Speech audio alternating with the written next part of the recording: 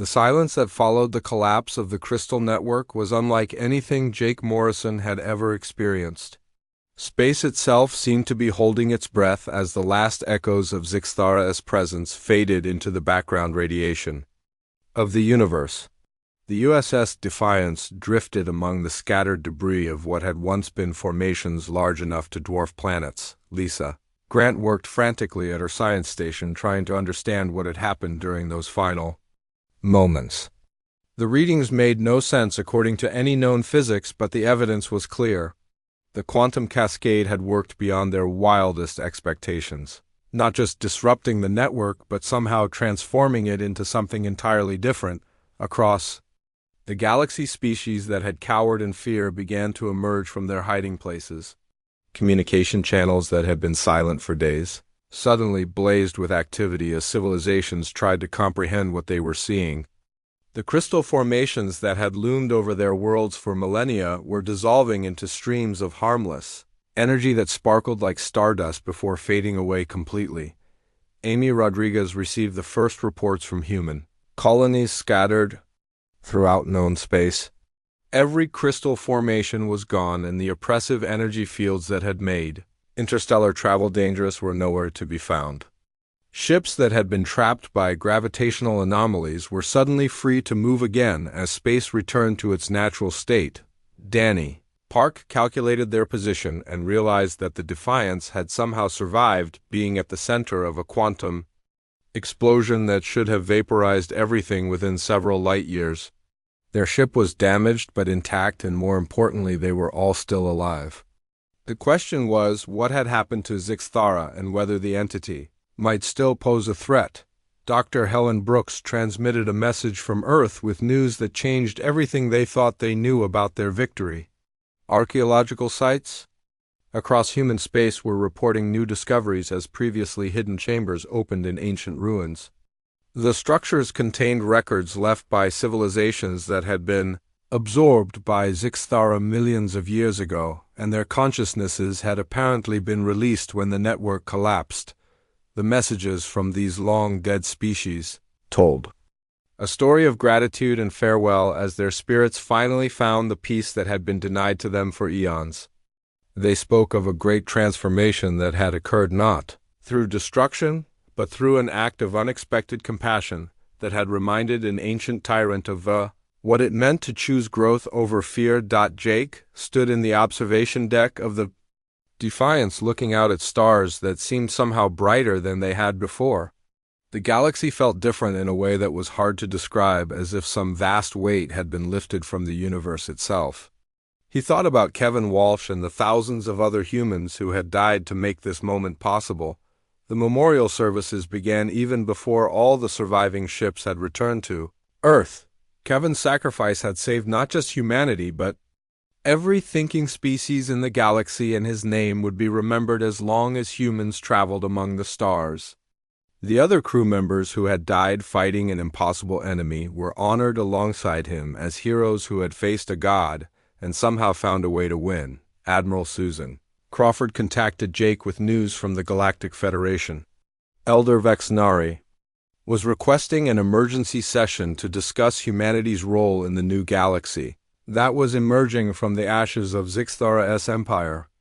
The other species were struggling to understand how such a small and young civilization had succeeded where countless older and more advanced ones had failed. The answer Jake gave surprised everyone, including himself. Humanity had won not because they were stronger or smarter than other species, but because they had been willing to offer redemption to their greatest enemy. When faced with absolute power corrupted by eons of loneliness, they had chosen compassion over revenge, and the choice had made all the difference. Lisa Grant detected something on her sensors that made her call Jake back to the bridge immediately. A small energy signature was approaching their position, moving slowly and broadcasting a simple message on all frequencies. The signal identified itself as what remained of Zixthara, but the readings showed something that had been reduced to a fraction of its former power. The entity that had once commanded the energy of entire star systems now appeared as little more than a gentle glow in the darkness. When it spoke, its voice was no longer the overwhelming psychic force that had dominated minds across the galaxy, but something closer to a whisper carried on solar winds between distant worlds. It told them that it had chosen to limit its own abilities, and to begin a journey toward the galactic rim where it could learn what it meant to exist without dominion over others. The being that had claimed godhood was starting over as something new and uncertain, but also hopeful in a way. It had not been for millions of years. Jake wished the transformed entity well on its journey and watched as it disappeared into the vastness of space. There was no guarantee that Zixthura would find what it was looking for or that its transformation would be permanent, but everyone deserved a chance to become something better than they had been, the Galactic Federation offered. Humanity a leadership position in recognition of what they had accomplished, but Jake accepted only with strict conditions.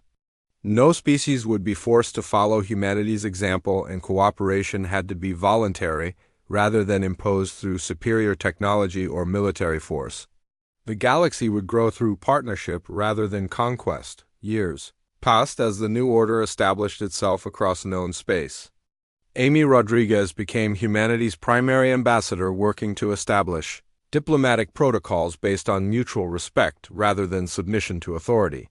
Dr. Helen Brooks led expeditions to worlds that had been abandoned during Zixthura's reign, helping to restore civilizations that had been scattered to the cosmic winds. Danny Park designed new navigation systems that took advantage of the safer space lanes created by the collapse of the Crystal Network.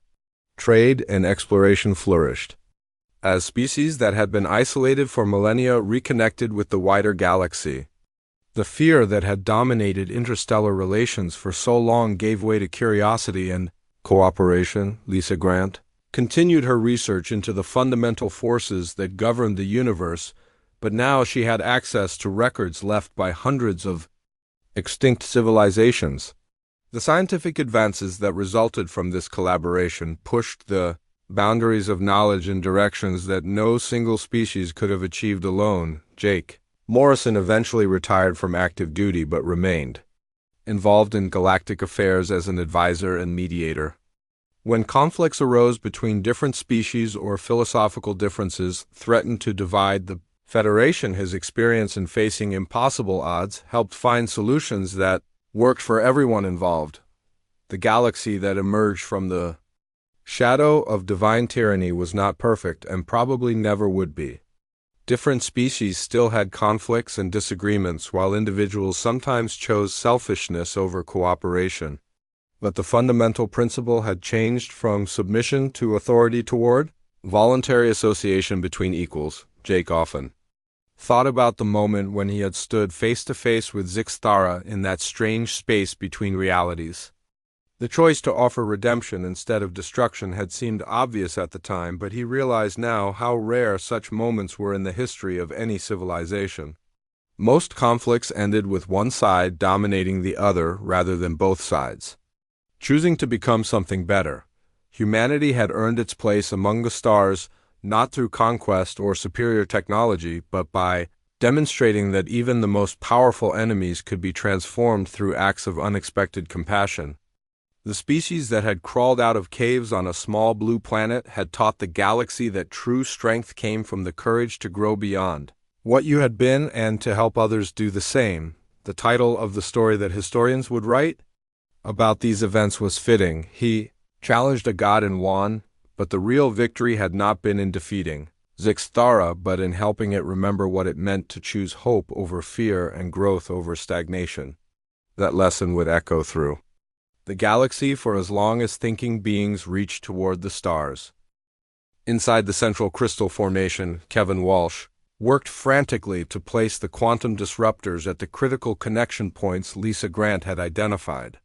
The structure around them pulsed with energy that seemed almost alive as information flowed through crystalline pathways the size of city streets.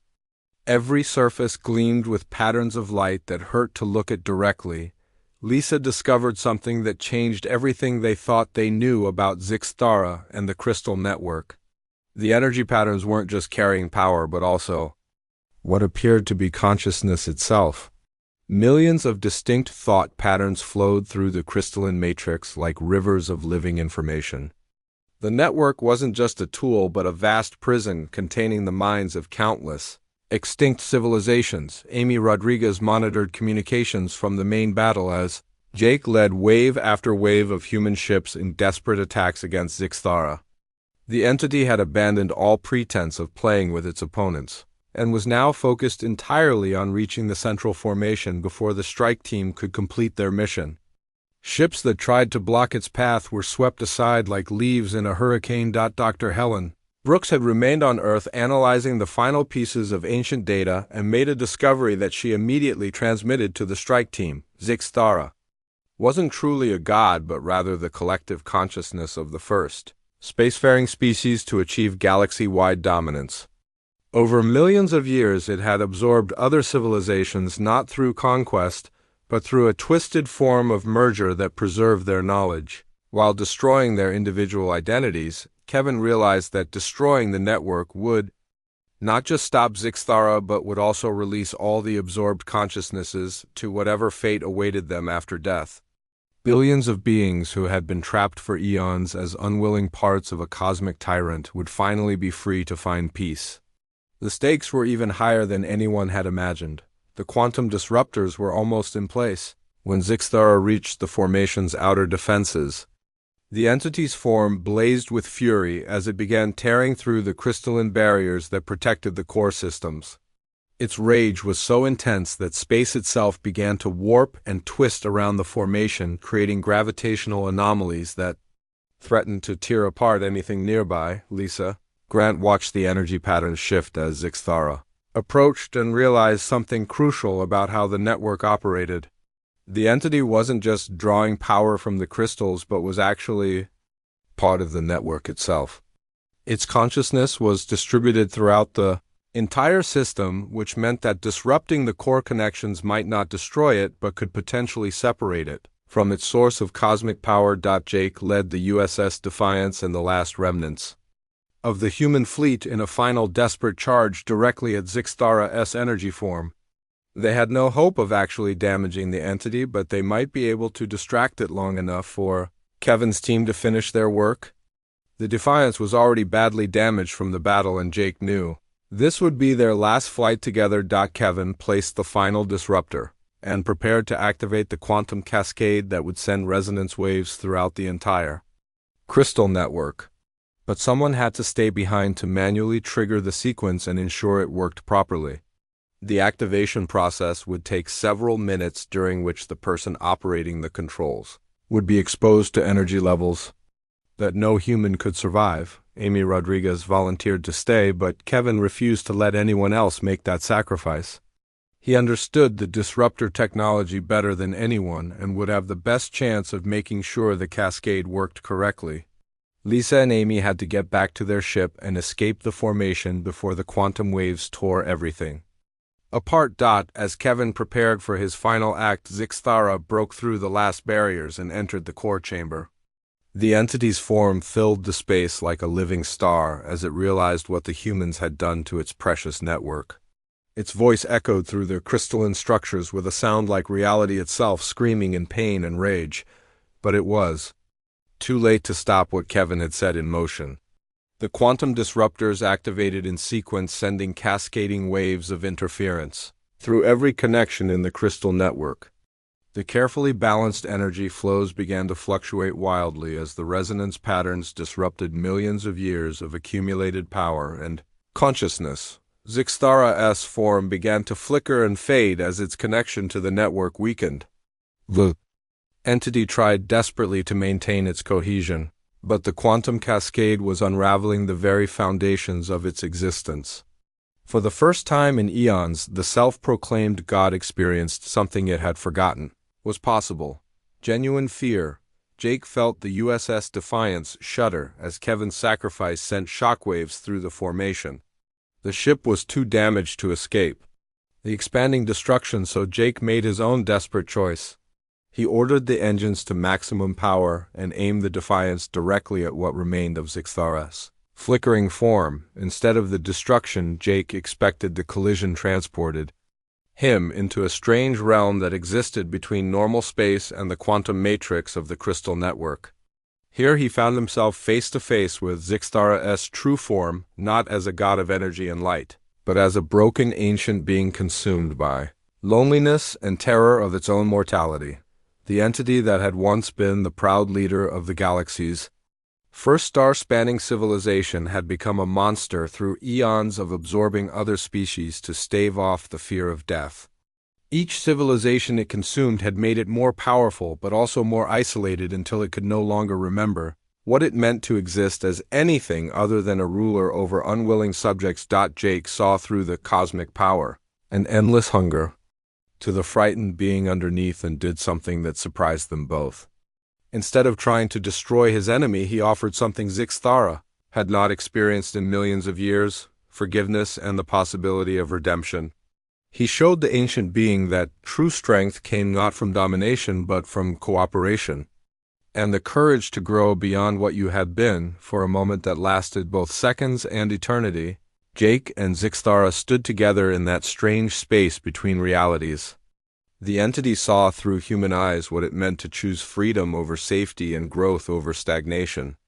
It remembered what it had been before fear and power had corrupted its purpose and realized that it could choose to become something different. The quantum cascade reached its peak as the crystal network finally collapsed under the weight of its own disrupted energy patterns. Across the galaxy, the formations began to crumble and dissolve as millions of years of accumulated power returned to the natural background radiation of space. The age of the eternal shepherd was ending not in conquest but in the choice to let go. Zixthara made its decision in that moment between destruction and transformation. The entity chose to release all the absorbed consciousnesses it had held captive and to limit its own power to something that could coexist with rather than dominate other forms of life. The god died so that something better could be born from its ashes. Jake found himself back on the bridge of the Defiance as reality reasserted itself around him. The crystal formations were gone and Zixthara's energy form had faded to nothing, but space itself felt different somehow. The oppressive weight of cosmic tyranny had lifted, and the galaxy was free to grow in whatever direction its people chose to take it. The space around Earth filled with ships as Zixthara approached the Sol system in all its terrible glory. The entity manifested as a being of crackling energy that stretched hundreds of kilometers from head to feet, with eyes like burning stars and a voice that echoed through the vacuum itself. Behind it came a fleet of crystal vessels that moved in perfect formation like dancers responding to an unheard symphony. Jake Morrison stood on the bridge of the USS Defiance, leading a combined human fleet of over 3,000 ships. Cargo haulers flew alongside military cruisers while civilian transports carried experimental weapons that had never been tested in combat. Every vessel that could mount Kevin Walsh's quantum disruptors had volunteered for what everyone knew would be humanity's final battle. The entity's voice reached every ship, simultaneously speaking directly into the minds of everyone who could hear it. Zixthara demanded the immediate surrender of Earth and the presentation of 1 billion human lives as tribute to demonstrate their acceptance of its divine authority. The survivors would be relocated to agricultural worlds where they would serve as laborers under the guidance of more worthy species. Jake activated the fleet-wide communication system and broadcast his response on all frequencies so that every species in the galaxy could hear what humanity's answer would be. He formally challenged Zixthara to single combat, invoking ancient laws of cosmic jurisdiction that the entity itself had established millions of years ago. When it first claimed dominion over thinking beings, Zixthara seemed genuinely amused by the challenge, and its laughter caused gravitational waves that shook every ship in the system. It accepted Jake's proposal with obvious contempt, but added that if humanity lost, the entire species would accept extinction without further resistance. The entity was confident that no mortal being could stand against its cosmic power. Jake revealed his true strategy as the human fleet began to move in coordinated formations. The single combat he had proposed involved the entire human fleet working as one entity, representing their species' collective will to remain free. Every ship and every crew member was part of the same organism fighting for the right to exist without masters. The battle began with Zixtara unleashing energy attacks that turned space itself into a weapon against the approaching human ships.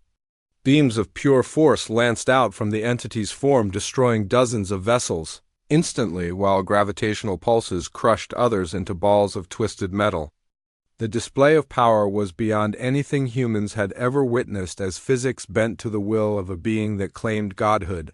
Kevin Walsh's strike team used the chaos of the main battle to approach the central crystal formation in a modified stealth ship.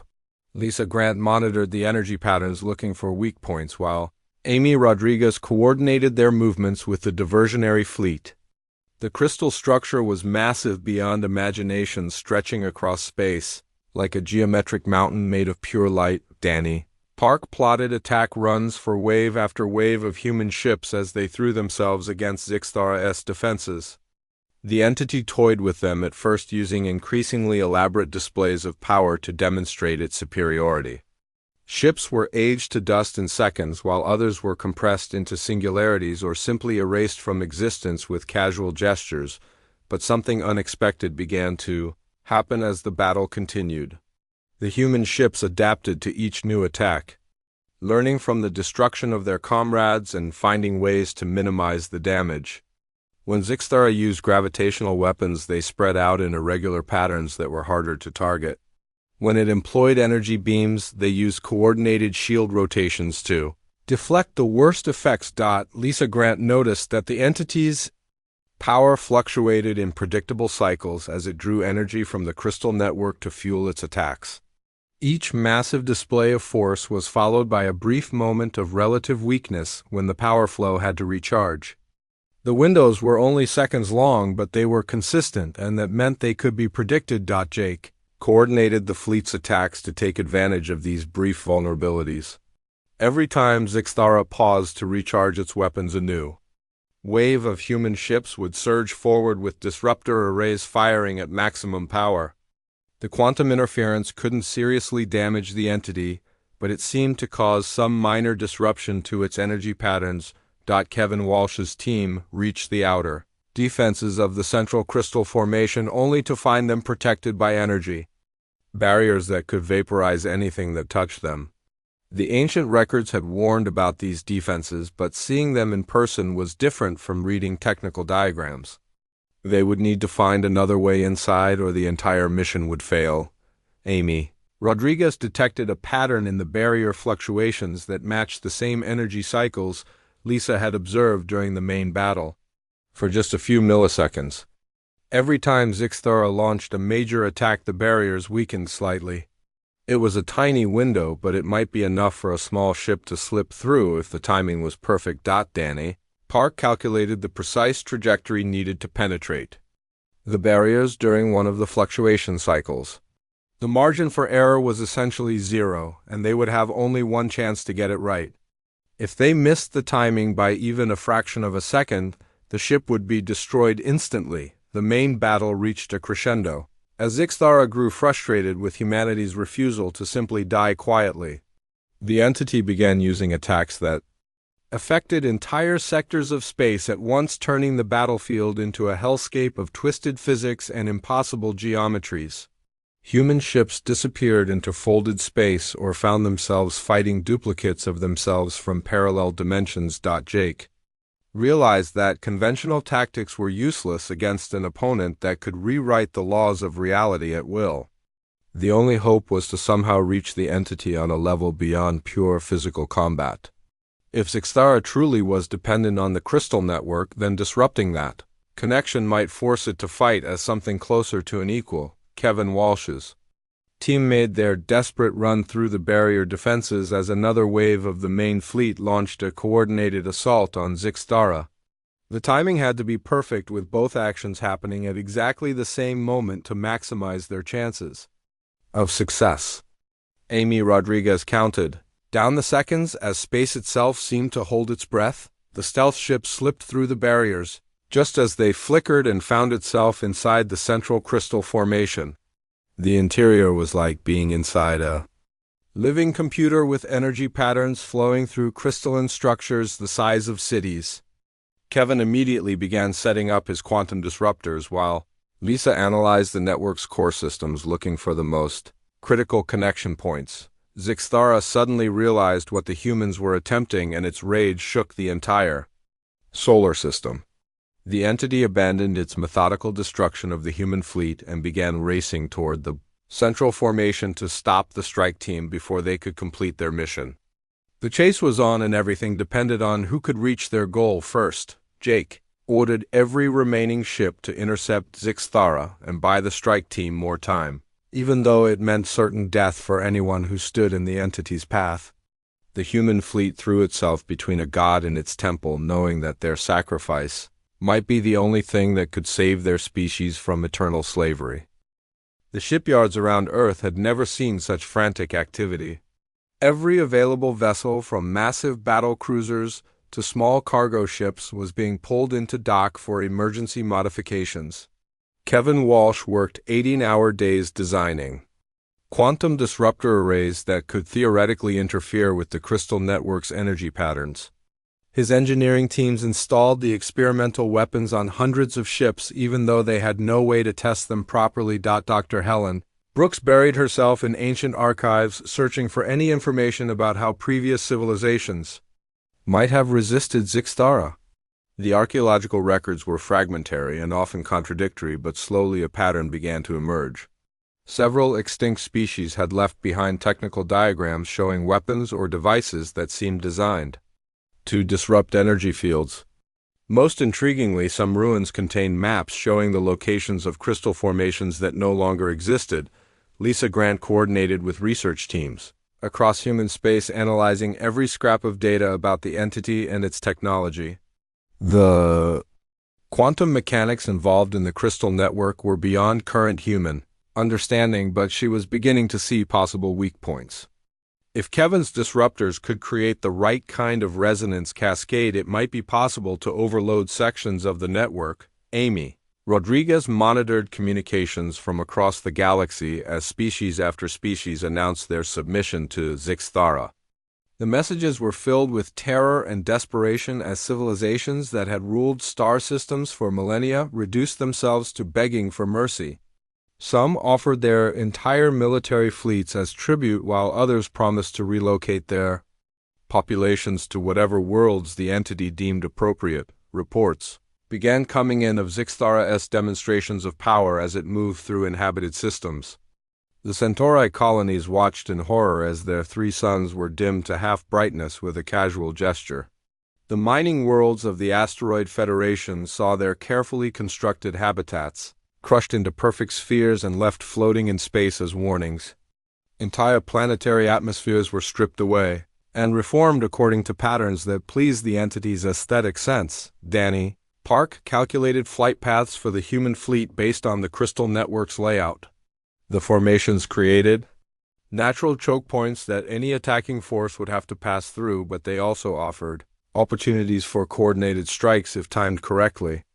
He worked with tactical officers to plan approach vectors that might allow multiple ships to target the same crystal node simultaneously.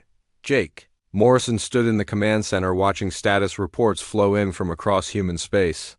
The mobilization was proceeding faster than anyone had thought possible as shipyard workers and military personnel pushed themselves beyond normal limits.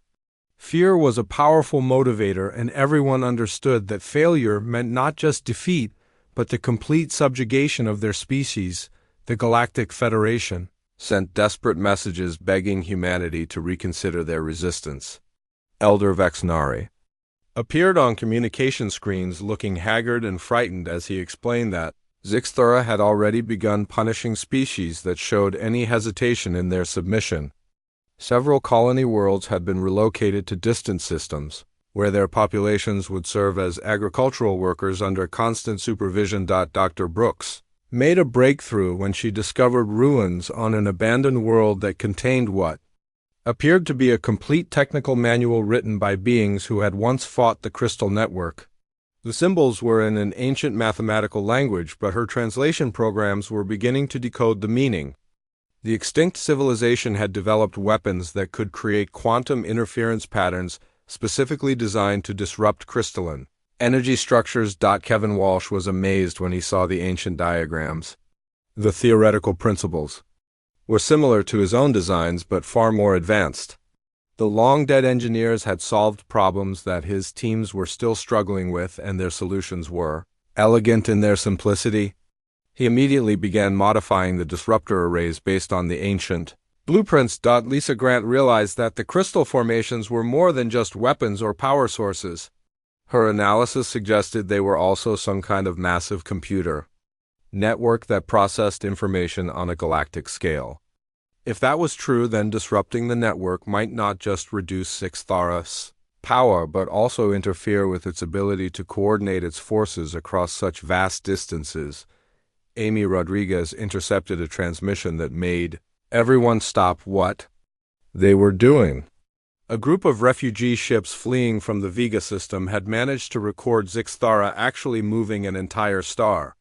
The entity had used some kind of gravitational manipulation to relocate the sun to a different position in the system, causing massive upheavals on all the inhabited planets. The display of power was meant as a demonstration for any species still considering resistance. The technical analysis of that recording revealed something important. For just a few moments during the star-moving process, the crystal network's energy output had fluctuated significantly. Whatever Zixthara was doing required enormous amounts of power even for a being of its capabilities. If they could force it to use more energy than the network could provide, it might become vulnerable. Jake called together his senior staff to review their battle plans one final time. The strategy was desperate, but it was their only chance. Diversionary fleet would engage Zixthara directly and try to force it into energy intensive displays of power, while a smaller strike team attempted to infiltrate the central crystal formation and plant Kevin's modified disruptors at critical points. Danny Park pointed out that the strike team would essentially be on a suicide mission. The central crystal formation was heavily shielded by energy fields that had already destroyed several probe ships. Even if they managed to get through and plant the disruptors, someone would have to stay behind to activate them manually. The quantum cascade would destroy anything within several light years of the formation. Kevin Walsh volunteered immediately for the strike team mission. He understood the disruptor technology better than anyone else and would have the best chance of placing them correctly. Lisa Grant also volunteered, saying that her knowledge of the network's energy patterns would be essential for targeting the right nodes. Amy Rodriguez insisted on joining them to handle communications and coordinate with the main fleet. Dr. Brooks made one final discovery in the ancient records that changed everything. The extinct civilization's writings suggested that Zixthara was not truly immortal or all-powerful. The entity was dependent on the crystal network for its abilities and had grown weaker over the millions of years since its creation. The original builders of the network had apparently intended it as a tool for peaceful exploration, but something had gone wrong and corrupted the system's purpose. Jake looked at the faces of his crew and saw the same determination that had carried humanity from caves to the stars. They were about to challenge a being that claimed to be a god, and they would probably die in the attempt. But death as free beings was better than life as slaves, and someone had to make a stand against tyranny, no matter what form it took. The final preparations were completed as Zixthara approached the Sol system with a fleet of crystal ships that gleamed like stars in the darkness. The entity had grown tired of waiting for humanity's submission and was coming to collect its newest servants personally. What it would find instead was a species ready to fight for their freedom against impossible odds.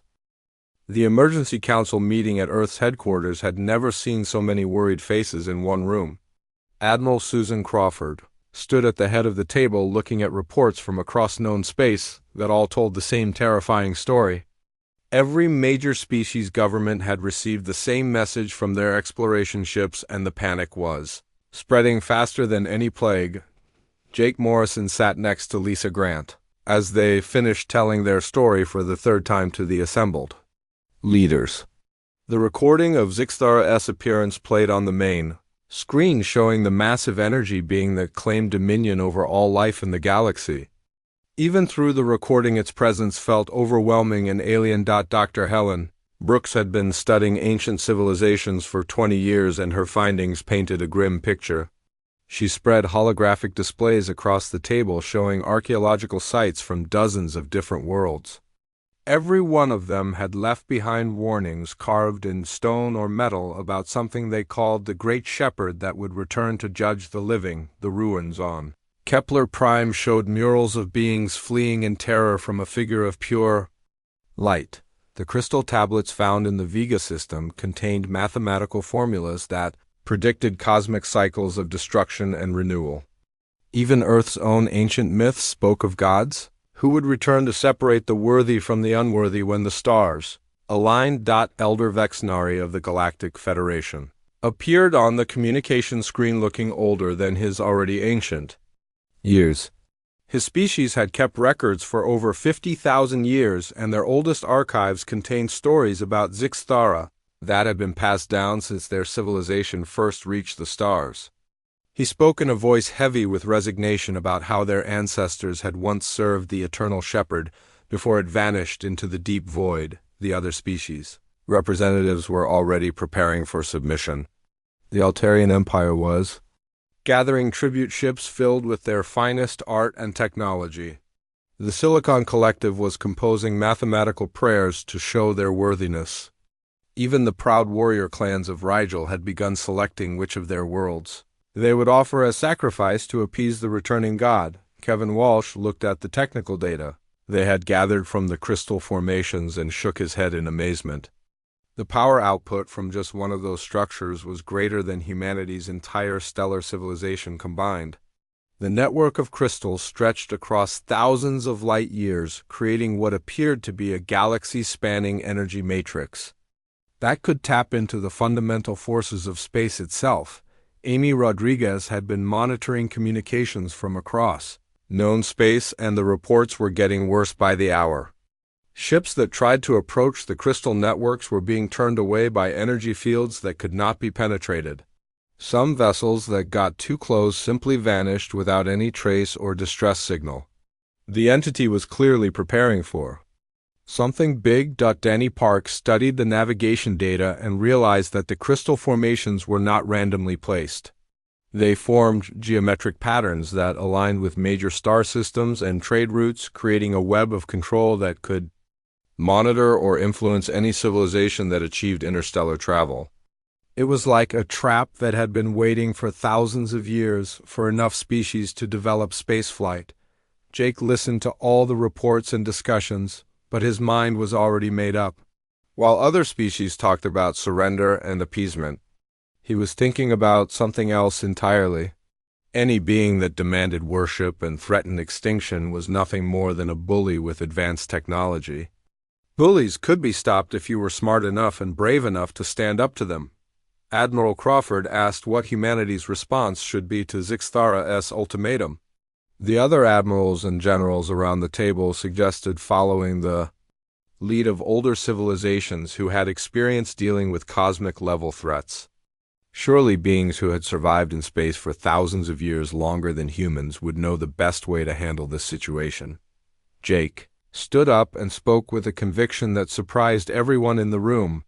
He said that humanity had not struggled up from caves and primitive villages just to bow down to another tyrant, no matter how powerful it claimed to be. They had fought kings and emperors and dictators throughout their history and had always chosen freedom over safety when the choice was forced upon them. Dr. Brooks tried to explain that this was different from any earthly conflict. Zixthara had demonstrated power on a scale that made nuclear weapons look like firecrackers. It could manipulate matter and energy in ways that violated known physics and had apparently done so for millions of years. Fighting such a being would not be brave, but suicidal. Kevin Walsh interrupted with excitement in his voice as he pointed to his analysis of the crystal network. He had found something that might be important. The energy patterns showed fluctuations that suggested the entire system was not as stable as it appeared. If the crystals were generating power through quantum resonance fields, then it might be possible to disrupt them with the right kind of interference. Lisa Grant looked at the data and saw what Kevin was talking about.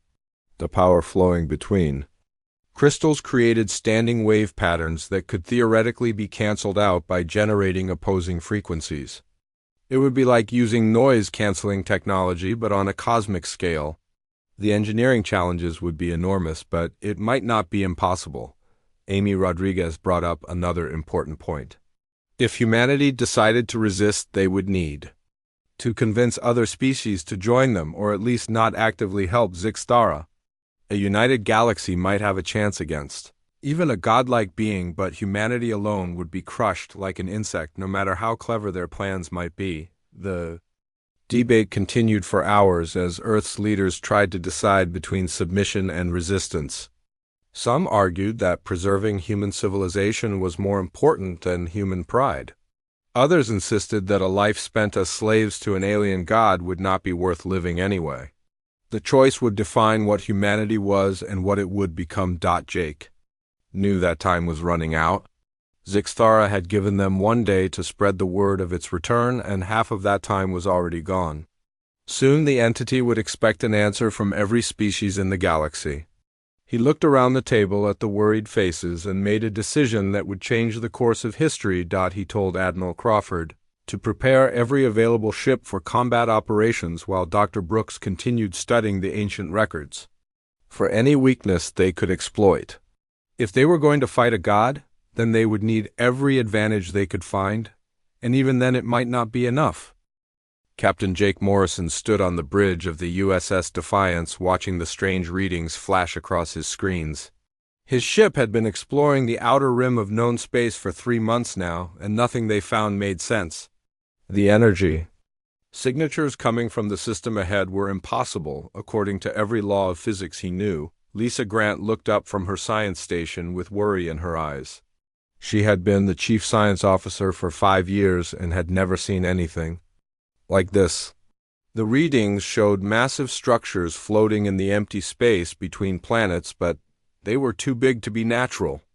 Each one was the size of a small moon, but they were made of some kind of crystal that glowed with its own light.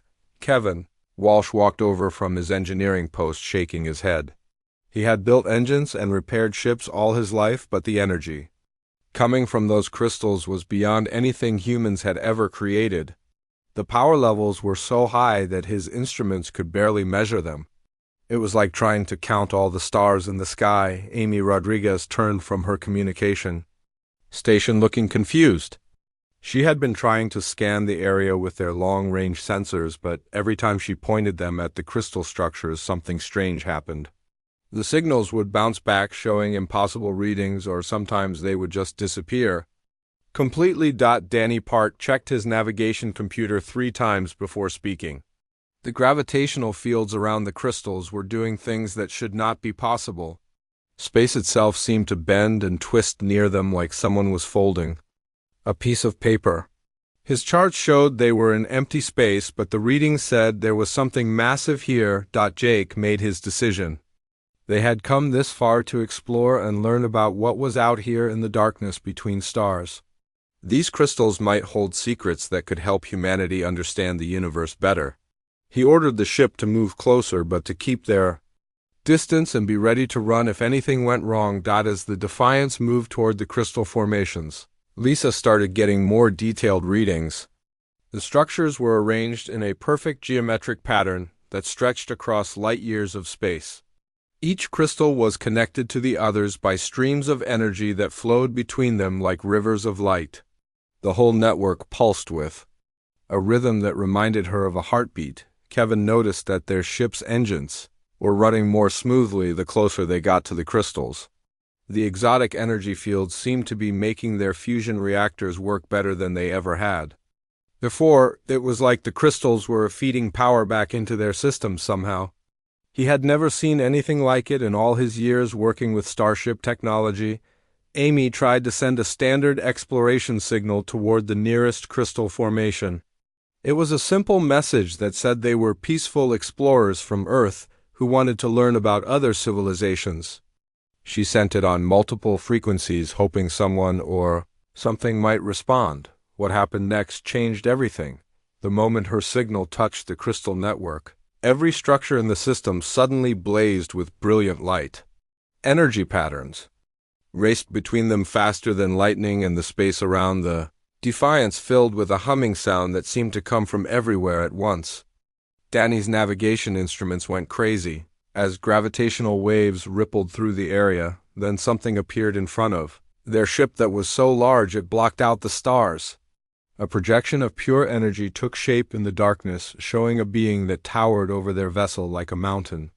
Its form shifted and changed as they watched, sometimes looking almost human and other times becoming something alien and terrible.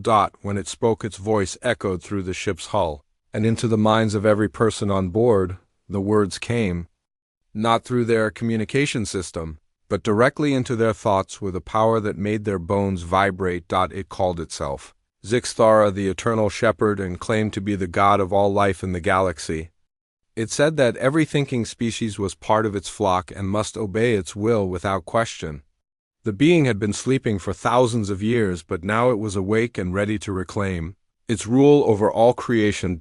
Jake stepped forward. Even though his hands were shaking, he looked up at the massive energy form and spoke in a clear voice that carried across the bridge. He told the entity that humanity did not bow to anyone and that they would never accept any being as their master, no matter how powerful it claimed to be. Zixthara seemed amused by Jake's defiance. It laughed with a sound like thunder and told them that many species had tried to resist over the millennia. All of them had learned to submit or had been destroyed. With a casual gesture, it shut down every system on the Defiance, leaving them floating helpless in the darkness. The lights came back on after a few terrifying minutes, and the being spoke again. It gave Jake and his crew one full day to return to their people and spread word of its awakening. Every species in the galaxy would have the chance to submit willingly or face the consequences of disobedience. Those who served faithfully would be protected, while those who resisted would be culled from existence. The projection faded away, leaving the Defiance alone among the crystal formations. Jake stood in the silence of his bridge, knowing that everything had just changed for humanity and every other thinking species in the galaxy. They had found something that claimed to be a god, and it was not pleased with the state of its creation.